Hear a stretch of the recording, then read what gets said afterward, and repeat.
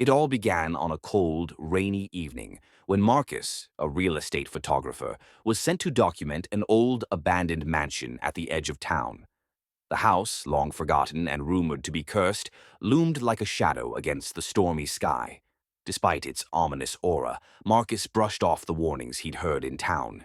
It was just another job, or so he thought. Inside, the mansion was eerily silent, its grand halls blanketed in dust and decay.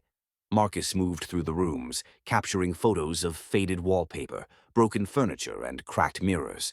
But as he walked deeper into the house, he noticed a hallway that didn't appear on the blueprints he'd been given.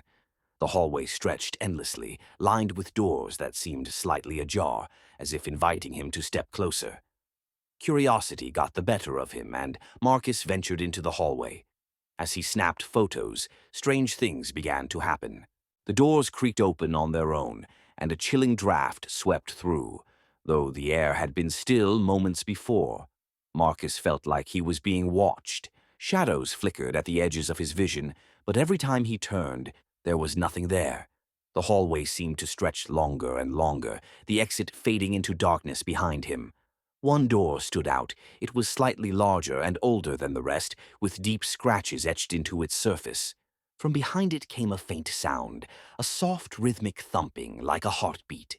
Marcus hesitated, his hand trembling as he reached for the doorknob. The moment he touched it, a childlike whisper filled the hallway. "Help me."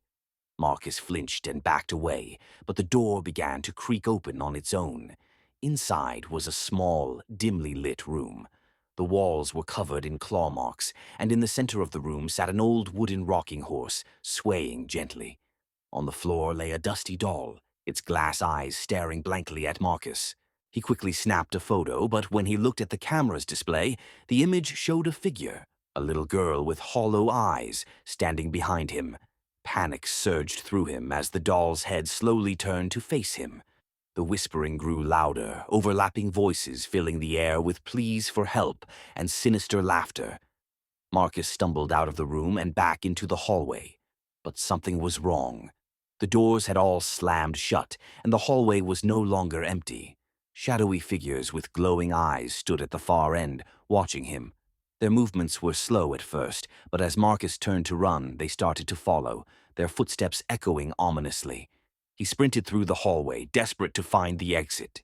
The mansion seemed alive, its walls twisting and warping around him. Doors opened and slammed shut in his path, forcing him to zigzag through the endless corridor. Finally, he burst through a door and found himself back in the main hall. Marcus didn't look back as he ran out into the rain, his heart pounding. He didn't stop.